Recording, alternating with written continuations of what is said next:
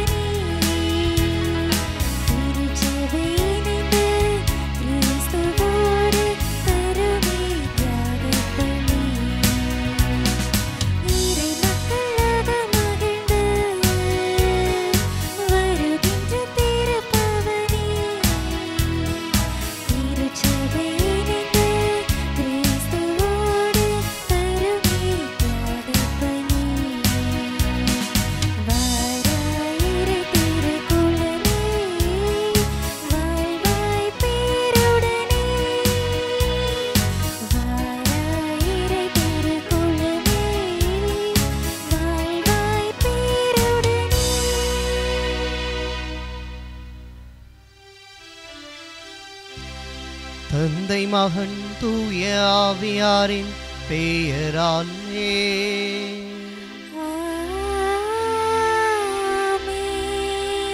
நம் ஆண்டவராகிய இயேசு கிறிஸ்துவின் அருளும் கடவுளின் அன்பும் தூய ஆவியாரின் தோழமையும் உங்கள் அனைவரோடும் இருப்பதாக.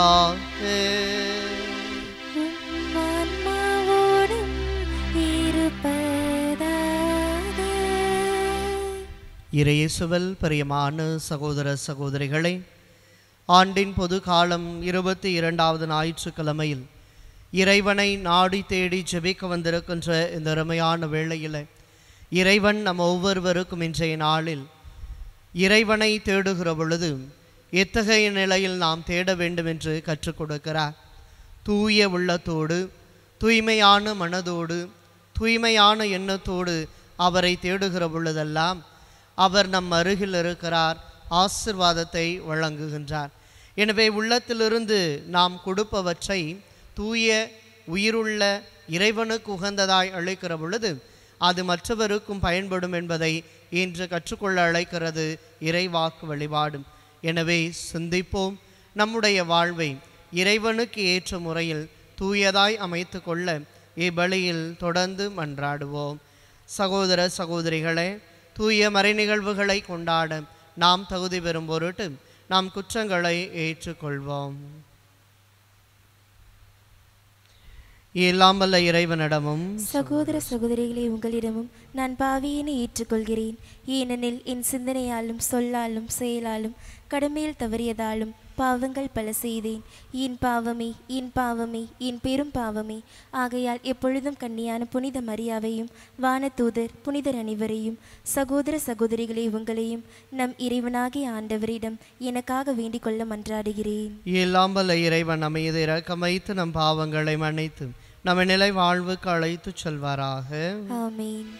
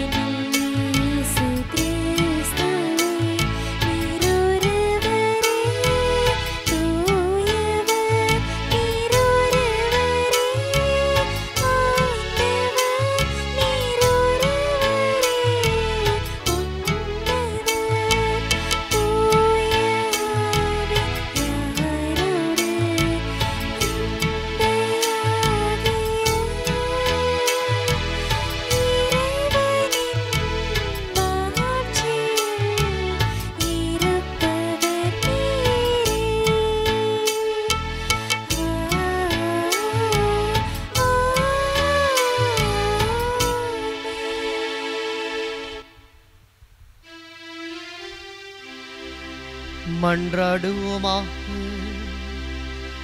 ஆற்றல் வாய்ந்த இறைவா, சிறந்தவை அனைத்தும் நிறைந்தவரே, உம்மீது நாங்கள் உள்ளார்ந்த அன்பு கொண்டு என்றும் வாழ செய்தருளும். அதனால் எங்களது சமயவற்றை வளர்த்து நன்மைகளை பெருகச் செய்து நீர் எங்களில் கருத்துடன் உருவாக்கியதை பராமரித்து காத்தருள்வீராக. உம்மோடு தூய ஆவியாரின் ஒன்றே ஒரே இறைவனாய் என்றென்றும் வாழ்ந்து ஆட்சி செய்கின்றவர் வழியாக உம்மை மன்றாடுகின்றோம்.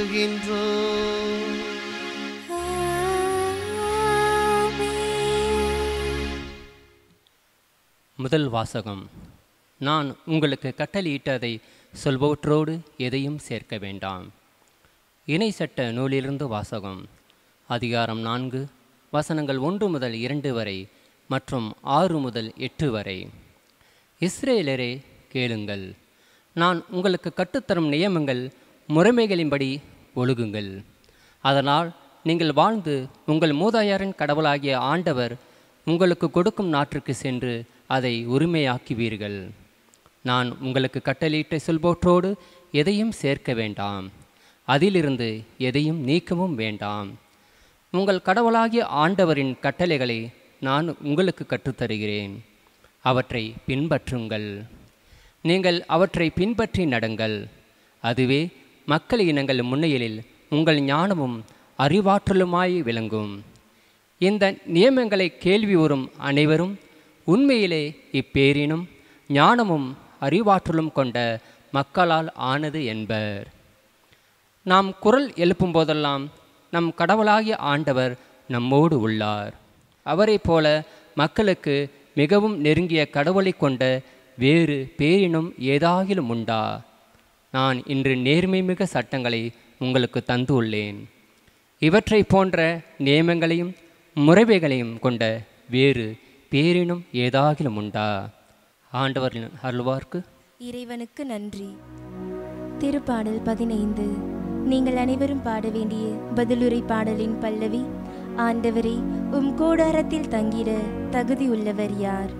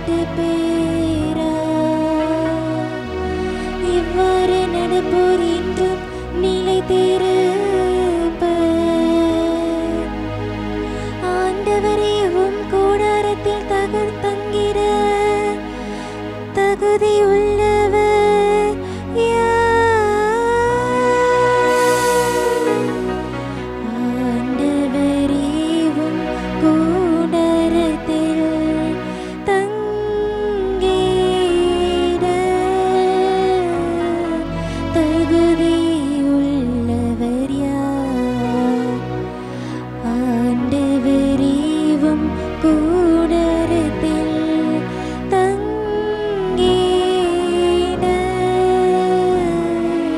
தகுதி உள்ளவர் யார்?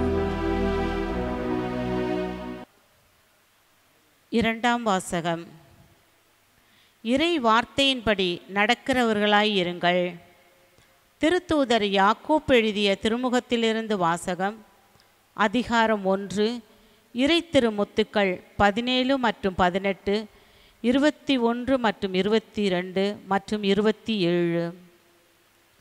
சகோதரர் சகோதரிகளே, நல்ல கொடைகள் அனைத்தும் நிறைவான வரமெல்லாம் ஒளியின் பிறப்பிடமான விண்ணக தந்தையிடம் இருந்தே வருகின்றன. அவரிடம் எவ்வகையான மாற்றமும் இல்லை. அவர் மாறிக்கொண்டிருக்கும் நிழல் அல்ல. தம் படைப்புகளுள் நாம் முதற்கனிகளாகும்படி உண்மையை அறிவிக்கும் வார்த்தையால் நம்மை ஈன்றெடுக்க அவர் விரும்பினார். உங்கள் உள்ளத்தில் ஊன்றப்பட்ட வார்த்தையை பணிவோடு ஏற்றுக்கொள்ளுங்கள். அதுவே உங்களை மீட்க வல்லது. இறை வார்த்தையை கேட்கிறவர்களாய் மட்டும் இருந்து உங்களை ஏமாற்றிக் கொள்ள வேண்டாம். அதன்படி நடக்கிறவர்களாயும் இருங்கள். தந்தையாம் கடவுளின் பார்வையில் தூய்மையானதும் மாசற்றதுமான சமய வாழ்வு எதுவெனில், துன்புறும் அனாதைகளையும் கைம்பெண்களையும் கவனித்தலும் உலகத்தில் கரைபடாதபடி தம்மை காத்து கொள்வதும் ஆகும். ஆண்டவரின் அருள்வாக்கு. இறைவனுக்கு நன்றி.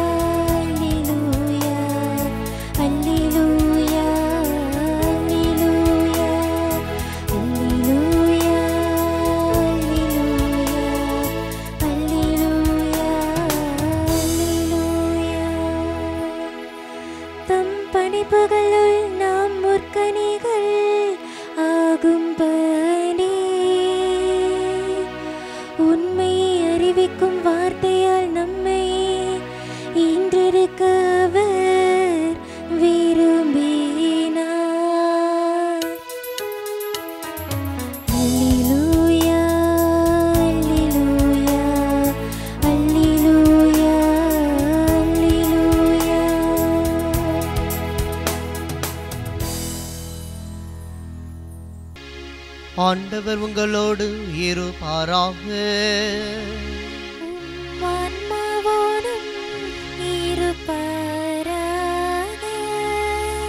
மார்க்கு எழுதிய தூய நற்செய்தியிலிருந்து வாசகம்.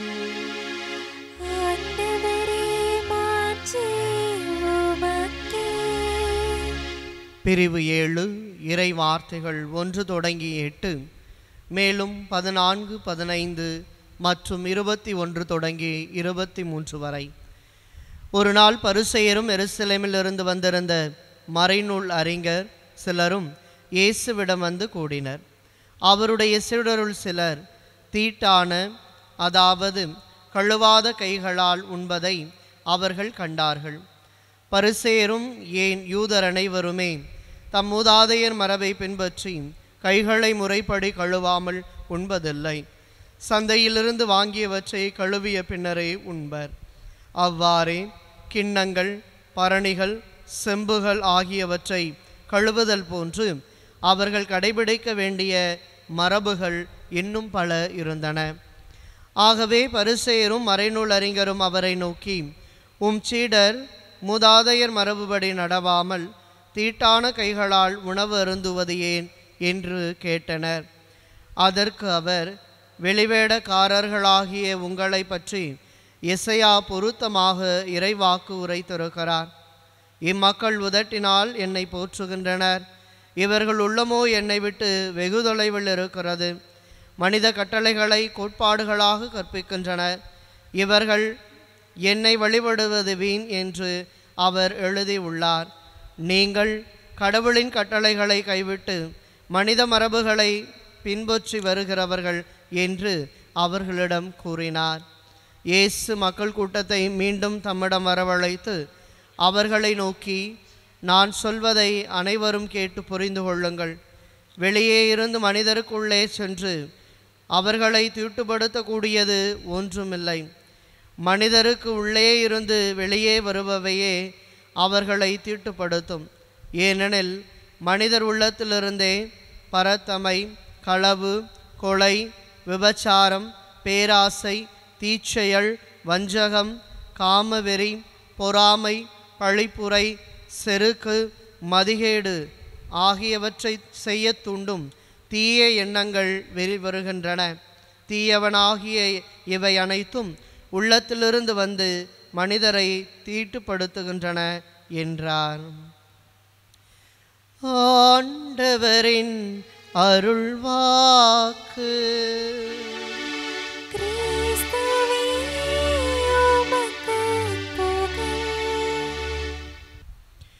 அழுக்குகள் எங்கே இருக்கின்றன? இறையேசுவில் பிரியமான சகோதர சகோதரிகளை,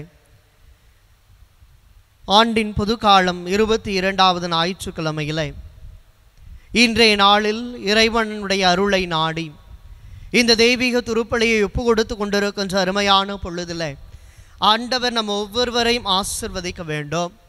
நாம் அருள் வரங்களை பெற வேண்டும். இறைவனுடைய ஆவியானவரின் வல்லமை நம்மளை தங்க வேண்டும் என்று சொல்லி எல்லாருமே ஆசைப்படுகிறோம். இந்த உலகிலே இறைவன் நம்மை தாங்க வேண்டும். நம்முடைய செயல்களிலெல்லாம் அவருடைய அபரிவிதமான ஆசீர்வாதம் வந்து தங்க வேண்டும் என்று சொல்லி ஏங்குகின்றோம், தேடுகின்றோம், நாடி தவித்து கொண்டிருக்கிறோம். ஆக இறைவனுடைய ஆசீர்வாதம் எப்போது நமக்கு கிடைக்கும் என்கிற மாபெரும் கேள்வியை தான் இன்றைய நாளினுடைய இறை வாசகங்கள் நமக்கு சுட்டி காட்டுகின்றன. நாம் ஒவ்வொருவருமே இன்றைய நாளிலே இந்த ஞாயிறு திருப்பலி கொண்டாட்டத்தின் வழியாய் எவையெல்லாம் நம்மிடமிருந்து அகற்றப்பட வேண்டும், எத்தகைய அழுக்குகளெல்லாம் அகற்றப்பட வேண்டும் என்று யோசிக்கிற பொழுதுதான் ஆண்டவருடைய ஆசீர்வாதம் நிறைவாய் நம்மில் தங்கும் என்பதை உணர்ந்து கொள்ள முடியும். இன்றைய நற்செய்தியிலும் இன்றைய முதல் 2 வாசகங்களிலும் கடவுள் இதைத்தான் உணர்த்த ஆசைப்படுகிறார். ஒவ்வொரு நாளும் நம்முடைய வாழ்க்கையை கடவுள் முன்பாக உட்கார்ந்து சிந்தித்து பார்க்கிற பொழுது அவற்றில் இருக்கின்ற நம்முடைய உள்ளத்தில் எழுந்து நிற்கின்ற எவ்வளவு அழுக்குகளை நாம் சுமந்து கொண்டிருக்கிறோம் என்பதை உணர்த்தி நிற்கிறது இந்த ஞாயிறு வழிபாடு. 2013ஆம் ஆண்டு மதுரை கருமாத்தூரில் இருக்கிற கிறிஸ்து இல்ல குருமடத்தில் நான் தத்துவவியல் பயிற்சியை மேற்கொண்டு இருந்த பொழுது அது. வழக்கமாகவே குருமடங்களில் கம்யூனிட்டி டே என்று சொல்லப்படுகிற எங்களின் குடும்ப விழாக்கள் கொண்டாடப்படும். ஒவ்வொரு ஆண்டும் தவறாது அந்த குடும்ப விழாவிற்கான தயாரிப்புகள் மிக மும்முரமாக நடைபெறும். ஒவ்வொரு குழுக்களாக பிரித்து விடுவார்கள். அந்த குழுக்களுக்கு ஒரு அருள் பணியாளரையும் அவரோடு பல அருள் சகோதரர்களையும் அந்த குழுவிலை பணியாற்ற அமர்த்துவார்கள். அப்படியாக ஒரு குழுவிற்கு ஒரு அருள் பணியாளர் நியமிக்கப்பட்டார். அந்த குழு என்ன குழு என்று சொன்னால் திருவழிபாட்டு குழு. அவர்கள்தான் என்ன செய்ய வேண்டும்? அந்த ஆலயத்தை தூய்மைப்படுத்த வேண்டும், அந்த திருவழிபாட்டை ஒழுங்குபடுத்த வேண்டும். அன்றைய நாளினுடைய திருப்பலிக்கு தேவையான எல்லா வசதிகளையும், திருப்பலிக்கு தேவையான எல்லா காரியங்களையும் செய்ய வேண்டியவை அவர்கள்தான். எனவே ஒவ்வொரு குழுக்களும் தனித்தனியாக கூட்டம் போட்டு எதை செய்ய வேண்டும், எப்போது செய்ய வேண்டும், அந்த அருள் பணியாளருடைய வழிநடத்துதலை அவர் செய்து முடிப்பார்கள். இப்படியாக இந்த குழுவினுடைய அருள் பணியாளர் என்ன செய்கிறார்? தன்னுடைய குழுவில் இருக்கிற எல்லா சகோதரர்களையும் ஒரு மாலை பொழுதிலே கூப்பிடுகிறார். அமர்ந்து பேசி கொண்டிருக்கிற பொழுது அவர் சொல்லுகிறார், நாம் நம்முடைய இந்த திருவழிபாட்டு பணிக்குழுவில் பூசைக்கு தேவையான, திருப்பலிக்கு தேவையான காரியங்களை செய்வதற்கு முன்பாக நம்முடைய ஆலயத்தை முழுமையாக நாம் என்ன செய்ய வேண்டும்? தூய்மைப்படுத்த வேண்டும் என்று சொல்லுகிறார். இதை கேட்ட அருள் சகோதரர்களும் ஓகே ஃபாதர், செஞ்சிருவோம் கண்டிப்பா என்று சொல்லி தங்களுடைய பணிகளை ஆரம்பிக்கிறார்கள். அந்த அருள் பணியாளர் அந்த குருமடத்திலே மிக பொறுப்பு மிக்கவராகவும் கண்டிப்பு மிக்கவராகவும் இருக்கக்கூடியவர். எனவே சும்மா சாதாரணமாக விட மாட்டார். வேலைக்கு போனாலும் பக்கத்தில் உட்காந்து தார் குச்சியை வச்சு கின்ற மாதிரி அவர் என்ன செய்வார்? பக்கத்திலே உட்கார்ந்து எப்படி செய்கிறார்கள் என்று பார்த்து கொண்டே இருப்பார். இப்படியாக அவர் என்ன செய்கிறார், அந்த சகோதரர்களை விலை வாங்கி கொண்டிருக்கிறார். முதல் தடவை தேய்க்கிறாங்க, ரெண்டாவது தேய்க்கிறாங்க, மூணாவது தேய்க்கிறாங்க, ஆசிட் ஊற்றி கழுவுறாங்க. இப்படி எல்லாவற்றையும் அங்கே என்ன செய்கிறார்கள், அந்த ஆலயத்தை தூய்மைப்படுத்துவதற்கு அவர்கள் செய்கிறார்கள். அப்போது ஒரு சகோதரர் கோவப்பட்டு என்ன செய்து விடுகிறார், அந்த இடத்தை விட்டு எழுந்து விடுகிறார். என்னப்பா அதை எவ்வளவு கழுவுறது, விட்டால் தரையோடு சேர்த்து சுரண்டி எடுக்க சொல்லுவீங்க போல, இதுக்கு மேலெல்லாம் என்னால் கழுவ முடியாது என்று சொல்லி கோவப்பட்டு கொண்டு அந்த இடத்தை விட்டு போய்விடுகிறார். அந்த குருமடத்தினுடைய குடும்ப விழா எல்லாம் முடிந்த பின்பு அந்த சகோதரர் எல்லாரும் சேர்ந்து நன்றி சொல்ல வேண்டிய ஒரு நேரம் வருகிறது. அப்போது அந்த அருள் பணியாளர் சொல்லுகிறார், நாம் எப்படி ஆலயத்தை தூய்மையாக வைத்திருக்கிறோமோ அதைவிட பல மடங்கு நமது உள்ளத்தை தூய்மையாய் வைத்திருக்க வேண்டும் என்பதைத்தான் உங்களுக்கு நான் கற்றுக் கொடுத்தேன் என்று சொன்னார். அப்போது அந்த அருள் சகோதரர்களுக்கும் சரி, அதை கேட்டுக்கொண்டிருந்த எனக்கும் சரி, அந்த அளவிற்கு ஏன் இவ்வளவு தூரம் இவர் சிரமப்படுகிறார் என்று தான் தோன்றியது. ஆனால் அன்புக்குரியவர்களே, நாம் ஆலயத்தை தூய்மைப்படுத்துகின்ற அதே வேளையில் இந்த ஆலயமாய் வாழுகின்ற உயிருள்ள கடவுளின் பிரசனம் நிறைந்த ஆலயமாய் இருக்கின்ற நாம் அதைவிட தூய வாழ்வு வாழ வேண்டும் என்பதைத்தான் இன்றைய வாசகங்கள் நமக்கு சுட்டி காட்டுகின்றன. ஒவ்வொரு நாளும் நாம் சிந்திக்கிற பொழுது நாம் நம்முடைய இதயத்தின் அழுக்குகளை சிந்தித்து பார்க்கிறோமா என்றால் நிச்சயமாக கிடையாது. அடுத்தவர் என்ன உடை அணிந்திருக்கிறார், அடுத்தவர் என்ன செய்கிறார், அடுத்தவர் எங்கே போகிறார், அடுத்தவர் எதை குறித்து பேசுகிறார், அடுத்தவர் எதை செய்து கொண்டிருக்கிறார் என்று அடுத்து அடுத்து அடுத்து என்று சொல்லி நம்முடைய வாழ்வில் நாம் கண்டுணர வேண்டியவற்றை தடுத்து நிறுத்துகிற பிள்ளைகளாய் நாம் வாழ்வதால் தான் இன்று பரிசேய தனத்தினுடைய தன்மையிலே நீங்களும் நாளும் பல நேரங்களில் வரிசையில் நின்று கொண்டிருக்கிறோம். நம்முடைய வாழ்க்கையில் ஆழமாய் சிந்தித்து பார்த்தோம் என்று சொன்னால், இன்றைய நாளில் இயேசுவிடத்தில் பரிசேயர்கள் சொல்லுகிறார்கள், ஏன் உன்னுடைய சீடர்கள் இங்கே கைகளை கழுவாமல் உணவருந்துகிறார்கள் என்று சொன்னால், பிரியமானவர்களே, இயேசுவை பொறுத்தவரை இந்த பார்வையை மாற்றி நமக்கு வாழ்வு கொடுக்கிறார். ஏனென்றால் அன்றைய நாட்களிலே பரிசேயரும் சரி யூத மரபும் என்ன செய்கிறது என்று சொன்னால், உணவருந்துவதற்கு முன்பு கைகளை கழுவுகிறார்கள். கைகளை மட்டுமல்ல, வாங்கி வந்த பொருட்களை கழுவுகிறார்கள். அங்கிருந்த பரணிகள், செம்புகள், பாத்திரங்கள் எல்லாவற்றையும் கழுவுகிறார்கள். ஆனால் பண்பற்ற மனித உள்ளமாய் இருக்கிற அவர்களுடைய உள்ளங்களை கழுவவில்லையே, அதைத்தான் இயேசு இன்று சுட்டி காட்டுகிறார். ஏன் இவர்கள் இவ்வளவு சிரமப்பட்டு அதை கழுவுகிறார்கள், தூய்மைப்படுத்துகிறார்கள்? கொஞ்சம் யோசித்து பாருங்களேன். நாம் கொரோனா நேரங்களில் எதெல்லாம் வெளியிலிருந்து வருகின்றனவோ அவற்றையெல்லாம் நன்றாய் சுத்தப்படுத்தினோம். மஞ்சள் தண்ணியில் போட்டு கழுவுறது என்ன, சுடு தண்ணியில் போட்டு கழுவுனது என்ன என்று பல்வேறு விதமான தூய்மை சடங்குகள் எல்லாம் அங்கே நிறைவேற்றப்பட்டன. ஆனால் இவர்கள் ஏன் கழுவுகிறார்கள் என்று சொன்னால், பிரியமானவர்களே, இவர்கள் வெளியில் சென்று எல்லாவற்றையும் வாங்கி கொண்டு வருகிறார்கள். அந்த வெளியே சென்றவர்களில் அங்கு வாங்கப்பட்ட பொருட்கள் எல்லாம் புறவினத்து மக்களுடைய கைகளிலிருந்து வந்திருக்கின்றன, புறவினத்து கடைகளிலிருந்து வந்திருக்கின்றன. எனவே அந்த தீட்டு எங்களை தீண்டிவிடக்கூடாது என்று அவர்கள் நினைத்தார்கள். ஆனால் மொத்தத்தில் பார்த்தால் தீண்டப்பட்டவர்களோ அல்லது தீட்டானவர்களோ அல்லது அழுக்குகள் நிறைந்தவர்களோ யார் என்றால் அந்த பரிசேயர்களும் மறைநூல் அறிஞர்களும் தான். பாத்திரங்கள் அல்ல, பொருட்கள் அல்ல, கொண்டு வந்த எந்த விதமான பொருட்களும் அல்ல என்று இயேசு பறைசாற்றுகிறார். எனவேதான் உங்களை பற்றி மோசே அன்றைய நாளிலே சொன்னார், இவர்கள் உதட்டளவிலே உண்மை தேடுகிறார்கள், ஆனால் உள்ளமோ வெகு தொலைவில் இருக்கிறது என்று பார்க்கிறோமே, அதுதான் உண்மை. அன்புக்குரியவர்களே, இன்று நாம் பல நேரங்களில் யோசித்து பார்த்தால் நம்முடைய திருப்பலியில் நாம் பங்கெடுக்கிறோமே, திருப்பலி முடிந்தவுடன் என்ன செய்கிறோம்? ஆண்டவர் இயேசுவிடத்தில் உருகி உருகி மன்றாடுகிறோம். ஆனால் அடுத்தவர்களை மனது உருகும் அளவு நோகடிக்கிறோமே, இதில் எங்கு இருக்கிறது தூய வாழ்வு? நாம் திருப்பலியில் பங்கேற்று ஆக்கை நீட்டி நன்மை வாங்கி பின்பு நற்கருணை ஆண்டவரை ஆராதிக்கிறோமே, ஆனால் அடுத்தவர்களை அழுக வைத்து கொண்டிருக்கிறோமே, இதில் எங்கே இருக்கிறது பண்புள்ள வாழ்வு? இப்படியாக போகிறது நம்முடைய வாழ்க்கை. ஆனால் இன்று இயேசு உங்களுக்கும் எனக்கும் சொல்வதெல்லாம் ஒன்றே ஒன்றுதான். அடுத்தவருடைய அழுக்குகளை நீக்குவதற்கு பதிலாய் உனக்குள் இருக்கின்ற அழுக்குகளை நீக்குகிற பொழுது அடுத்தவர்களிடத்தில் இருக்கிற நிறைகளை உன்னால் பார்க்க முடியும் என்பதைத்தான் அவர் பறைசாற்றுகிறார். எப்படி இதை புரிந்து கொள்ளலாம்? அனைவரும் இணைந்து நமது நம்பிக்கையை அறிக்கையிடுவோம்.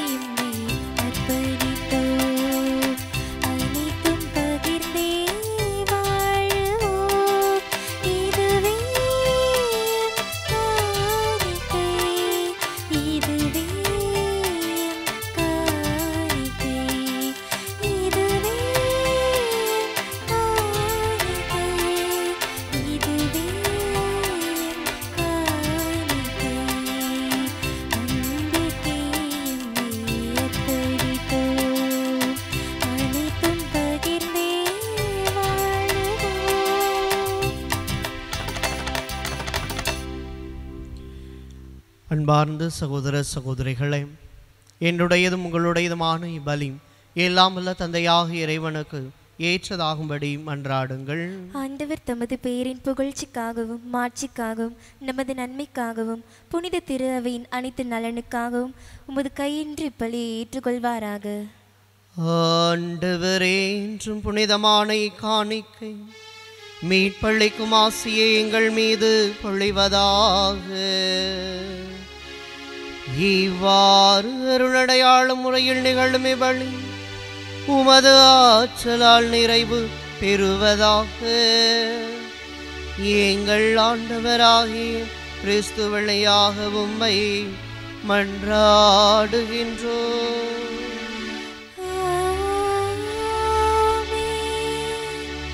ஆண்டவர் உங்களோடு இருப்பாராக.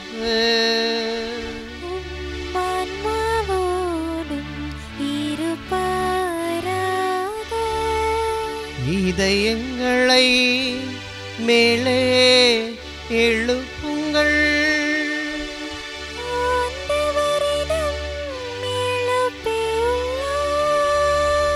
நம் இறைவனாகிய ஆண்டவருக்கு நன்றி பாடுவோம்.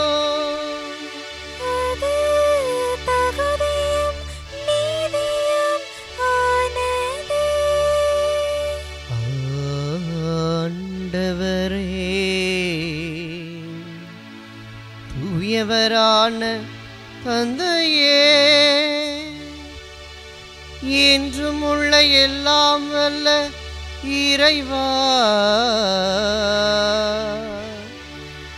எந்நாளும் எவ்விடத்திலும் நாங்கள் உமக்கு நன்றி செலுத்துவது மெய்யாகவே தகுதியும் நீதியுமாகும். எங்கள் கடமையும் மீட்புக்குரிய செயலுமாகும். ஏனெனில் கிறிஸ்து பிறந்து முன்னைய பாவ நிலையிலிருந்து மனிதரை புதுப்பிக்க திருவள்ளமானார். பாடுபட்டு எங்கள் பாவங்களை அழைத்து இறந்தோரிடமிருந்து உயிர் தெழுந்து நிலை வாழ்வுக்கு வழிவகுத்தார். தந்தையே, அவர் உம்மிடம் விண்ணேறி வந்து விண்ணகத்தின் கதவுகளை எங்களுக்காக திறந்து வைத்து நாங்களும் உமது மாட்சியை கண்டு மகிழ செய்தருளினார். ஆகவே வானதூத அணிகளோடு நாங்களும் சேர்ந்து உமது மாட்சியை புகழ்ந்து பன்னிசைத்து முடிவின்றி புகழ்வதாவது.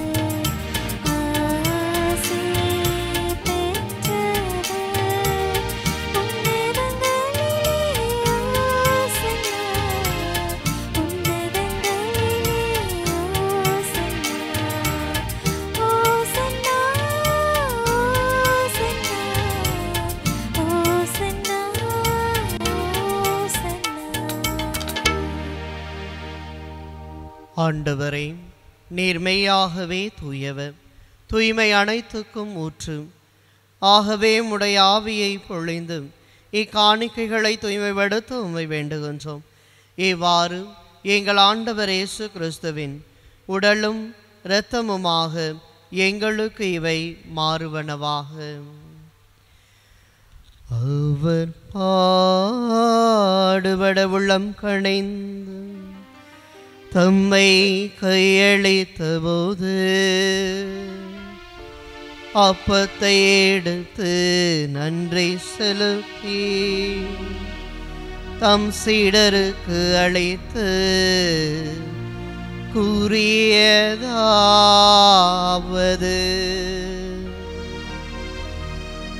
அனைவரும் இதிலிருந்து பெற்று உண்ணுங்கள், ஏனெனில் இது உங்களுக்காக கையளிக்கப்படும் என் உடல்.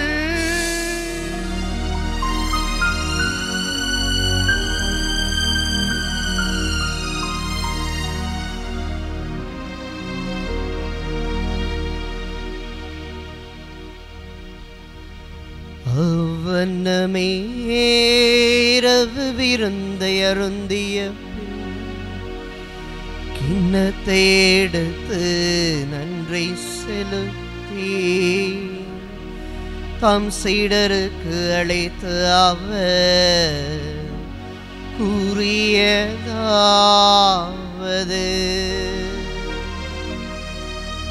அனைவரும் இதிலிருந்து பெற்று பருகுங்கள், ஏனெனில் இது புதிய நிலையான உடன்படிக்கைக்குரிய என் இரத்தத்தின் கிண்ணம். இது பாவ மன்னிப்புக்கென்று உங்களுக்காகவும் பலருக்காகவும் சிந்தப்படும். இதை என் நினைவாக செய்யுங்கள், இதை என் நினைவாக செய்யுங்கள்.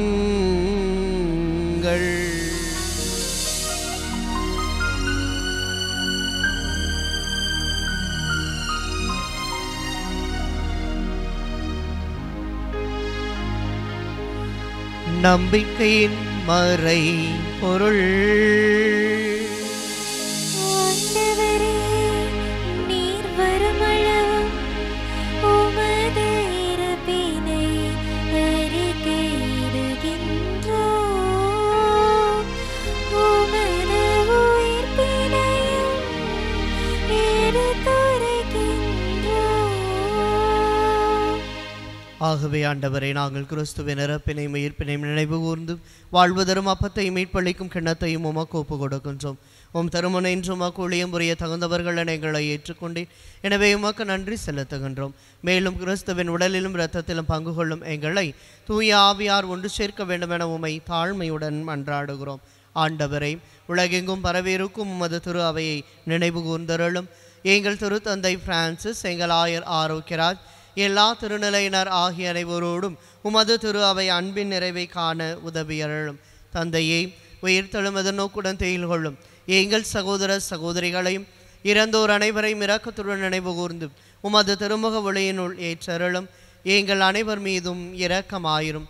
கடவுளின் கண்ணை தாயான புனித மரியா, அவருடைய கணவரான புனித யோசேப்பு, புனித திருத்தூதர்கள், இவ்வுலகில் உமக்கு உகந்தவராயிருந்தோர் ஆகிய புனிதர் அனைவருடனும் நாங்கள் நிலைவாழ்வில் பங்கு கொள்ளும் தகுதி பெற்று உம் திருமகன் இயேசு கிறிஸ்து வழியாக உம்மை புகழ்ந்தேத்தும் வரமருள உம்மை மன்றாடுகின்றோம். இவன் வழியாக இவரோடு இவரில் எல்லாம் வல்ல இறைவனாகிய தந்தையே, தூய ஆவியாரின் ஒன்றிற்கு எல்லா புகழும் மாட்சியும் என்றென்றும் உமக்கு உரியதே.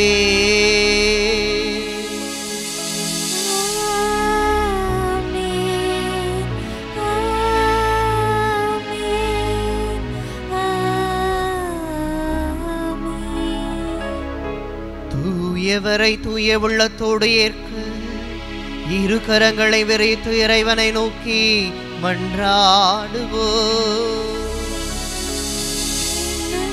இருக்கிற எங்கள் தந்தையே, உமது பெயர் தூயது என போற்ற பெறுக. உமது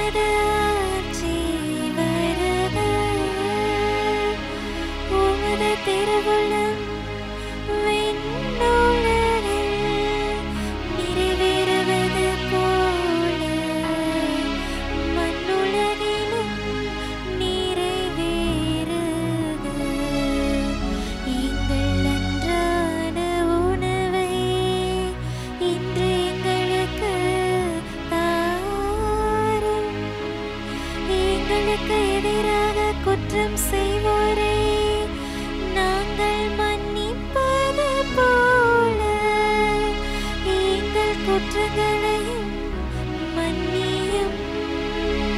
எங்களை சோதனைக்கு உட்படுத்தாதே, தீமையிலிருந்து எங்களை விடுவித்தருளும்.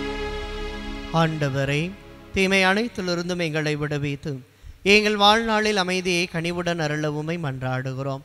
உமது இரக்கத்தின் உதவியால் நாங்கள் பாவத்திலிருந்து எப்போதும் விடுதலை பெற்று யாதொரு கலக்கமின்றி நலமாய் வளமாய் வாழ்வோமாக.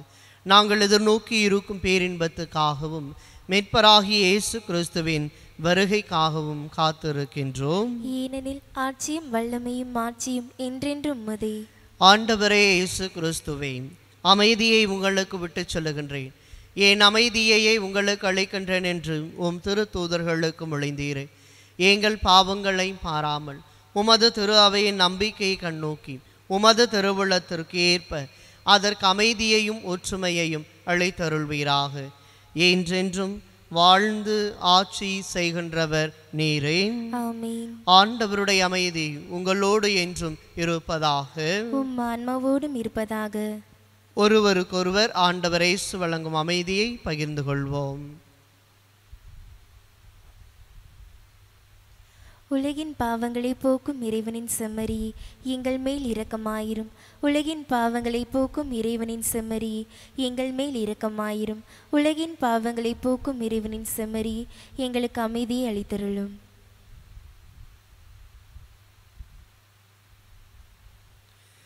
இதோ இறைவனின் செம்மறி, இதோ உலகின் பாவங்களை போக்குவதற்காக வந்தவர். வார்த்தையை ஏற்கிற பொழுது, கட்டளைகளை கடைபிடிக்கிற பொழுது, நல்ல காரியங்களை செய்கிற பொழுது, முழுமையாய் ஒப்படைக்கிற பொழுது தூய வாழ்வையும் தூய இதயத்தையும் பெற்றுக்கொள்வீர்கள் என வாக்குறுதி அளிக்கும் அன்பு இயேசு இவர்தான். இவருடைய இந்த விருந்துக்கு அழைக்கப்பட்டுள்ள நாம் ஒவ்வொருவரும் பேறு பெற்றோர். ஆண்டவரே, நீர் என் இல்லத்தில் எழுந்தருள நான் தகுதியற்றவள். ஆனால் ஒரு வார்த்தை மட்டும் சொல்லியருளும், எனது ஆன்மா நலமடையும். ஆசை திருவிருந்துக்கான மன்றாட்டு. ஆண்டவரே, நீர் என் இல்லத்தில் எழுந்தருள நான் தகுதியற்றவன். ஆனால் ஒரு வார்த்தை மட்டும் சொல்லியருளும் என்று நூற்றுவர் தலைவன் ஜெபித்தது போல நாங்களும் இப்போது உம் திருப்பாதம் பணிந்து வேண்டுகிறோம். இனிய இயேசுவே, நாங்கள் தகுதியற்றவர்களாய் இருந்தாலும் எங்கள் தகுதியின்மையை பாராமல் நீர் எங்கள் உள்ளங்களில் எழுந்து வாரும். உம் அன்பிலும் அருளிலும் நாங்கள் நிலைத்திருக்க எம்முள் எழுந்து வாரும். உம் பிள்ளைகளாக உயிருள்ள உண்மை சாட்சிகளாக உமது நற்செய்தின்படி வாழ்பவர்களாக எங்களை உருமாற்ற வாரும். தந்தையின் திருவுளப்படி வாழ்ந்திட எங்களுக்கு துணை புரிந்திட வாரும். நன்மை செய்வதில் ஆர்வமுள்ளவர்களாய் தீமைகள் அனைத்திலிருந்தும் விடுதலை பெற்றவர்களாய் வாழவும் எங்களை வழிநடத்த வாரும். எல்லா நலன்களும் வளங்களும் எங்களை நிரப்ப வாரும். ஆமேன். ஆண்டவரே, உமது பேரன்பு மிக்க வார்த்தைகளினால் எங்களுக்கு வாழ்வளித்தவரை உம்மை போற்றுகின்றோம். உமக்கு நன்றி செலுத்துகின்றோம். உமது மேன்மை மிகுந்த காரியங்களை நினைத்து ஆண்டவரே உம்மை புகழுகின்றோம், ஆராதிக்கின்றோம். எங்களை படைத்து பராமரித்து வழிநடத்துகின்ற எங்கள் அன்பு தெய்வமே, இந்த அருமையான நாளுக்காய் உமக்கு நன்றி செலுத்துகிறோம். எங்கே இருவர் மூவரின் பெயரால் கூடி ஜெபிக்கிறார்களோ அங்கே இவர்கள் நடுவில் பிரசன்னமாய் இருக்கிறேன் என்று சொல்லி உம் அன்பு திருமகன் இயேசுவின் பெயரில் நம்பிக்கை வைத்து உம்மையே தேடி வந்திருக்கின்ற உம் பிள்ளைகளாகிய எங்கள் ஒவ்வொருவரையும் நீர் நிறைவாய் ஆசீர்வதிப்பீராக.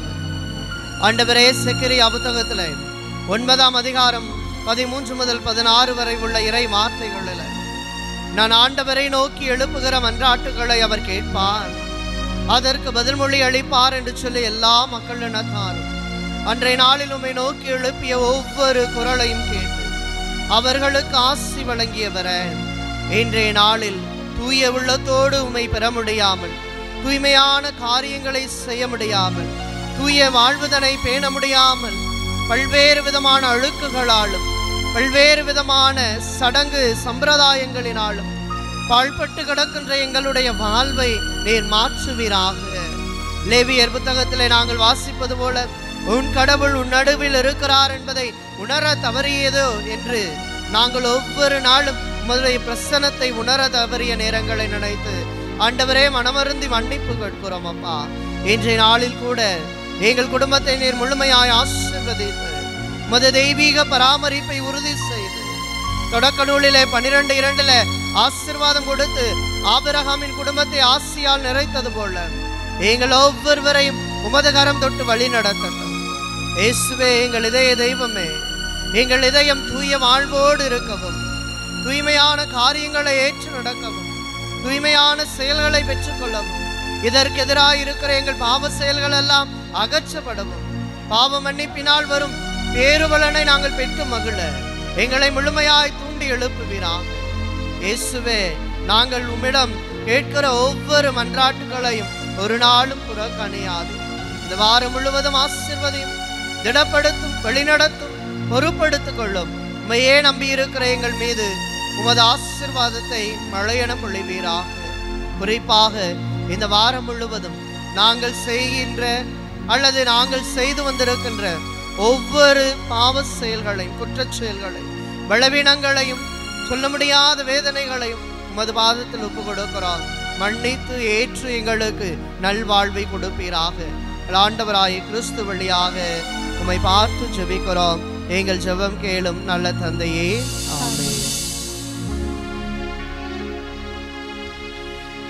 நன்றி கூறி மன்றாடுவோமாக.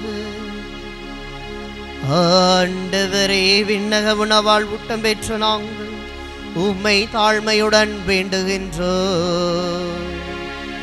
அதனால் இந்த அன்பின் உணவு எங்கள் இதயங்களை உறுதிப்படுத்தி எங்கள் சகோதர சகோதரிகளில் உமக்கு பணிபுரிய எங்களை தூண்டி எழுப்புவதாக.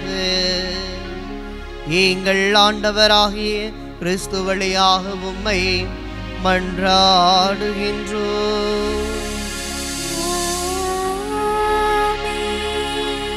ஆண்டவர் உங்களோடு இருப்பாராக.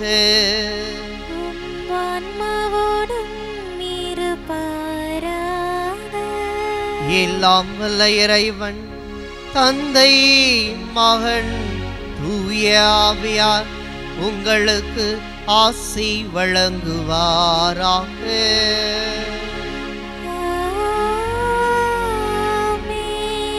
அழுக்குகளை அகற்றி தூய வாழ்வு வாழ சென்று வாருங்கள். திருப்பலி நிறைவேறிற்று.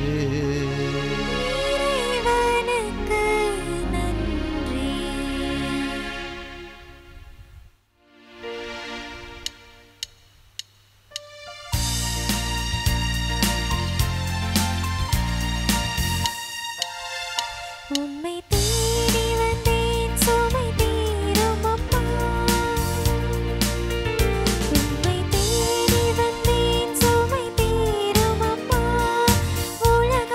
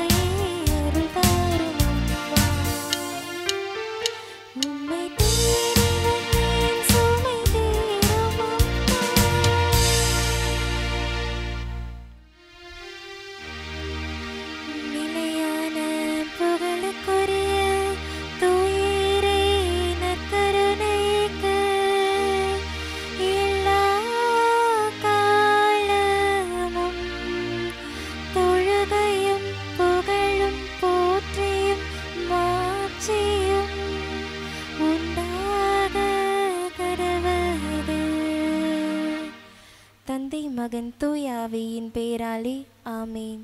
Subscribe to KC Trichy YouTube channel. Like, share and comment.